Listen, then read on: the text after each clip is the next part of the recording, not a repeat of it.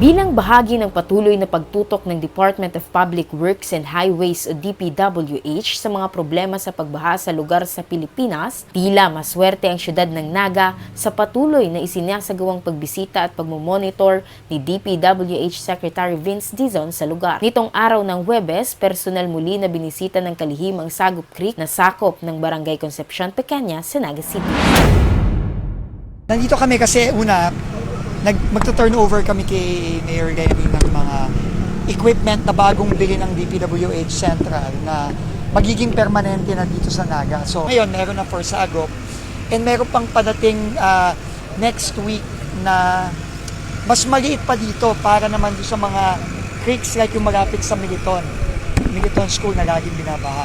So papadala na rin yon, and ngayon lang nag-commit na rin kami kay Mayor Lenny next week ng 2 mobile pumps na i-deploy po ng city doon sa mga areas naman na mabilis magbaha dahil nga hindi mapalabas yung tubig ng mabilis. I think sa may SM. So parating na rin yun next week. So tuloy-tuloy lang kami, and hopefully all these interventions naman makikita natin yung effects lalo na pagka lumakas na yung mga bagyo na it's not a question of if, it's always a question of when. So we have to just be prepared.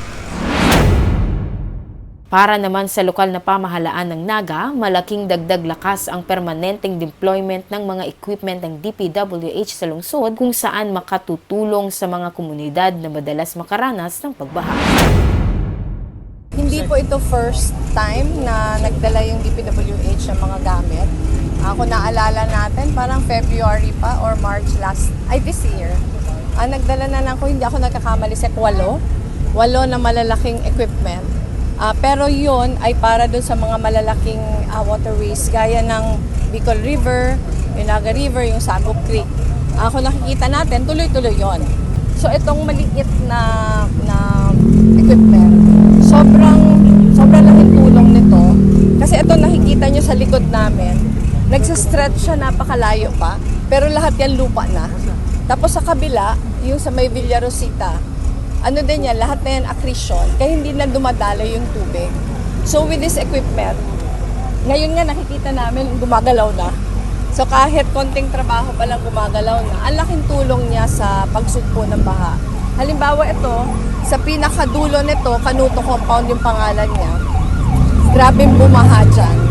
Hopefully, dahil malilinisan na to, maiibsa na yung baha dun sa mga communities na nandun sa dulo, including itong nandito.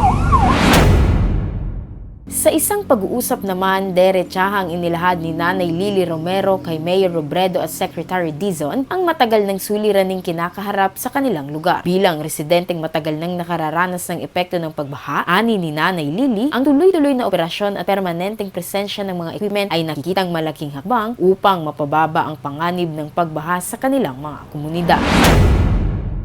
Ang problema talaga namin sa Rio, parang talagang itong baha. Nag-COVID na to. Uy, grabe po. Mabilis umapaw.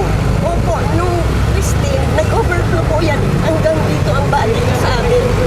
Kaya yung mga gamit namin, madami na. Hindi po makakatama. Ito po talagang hopefully mga tulong. Hanggang naman po yan sa banyo. Sa likod.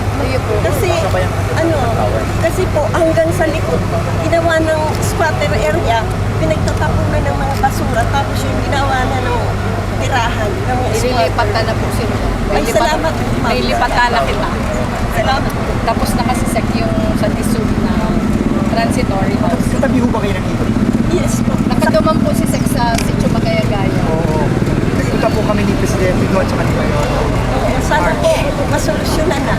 Kasi yan ang number 1 problema namin lalo pag last quarter ng taon. Baha sa kabagyo po. Grabe na kasi Sek yung performance sa Kaya buwan po ito ma'am dredging. Talaga nag-overflow. Sige na po yan. Ito, tuloy-tuloy na po ito, ma'am. Ay, salamat Tsaka po. itong mga equipment na to, hindi na ito aalis. Dahil sa patuloy na hakbang ng DPWH upang mabawasan ang panganib sa pagbaha, inaasahang makatutulong ang permanenteng paglalagay ng mga kagamitan sa Naga City para mapabilis ang paglilinis at pagtugon sa mga daluyan ng tubig at mga lugar na madalas bahain. Ang Sagup Creek ay kabilang sa mga pangunahing waterways na tinututukan sa Naga City sa ilalim ng Oplan kontrabaha na sinimulan noong Pebrero. Jane de Guzman, BHTV News.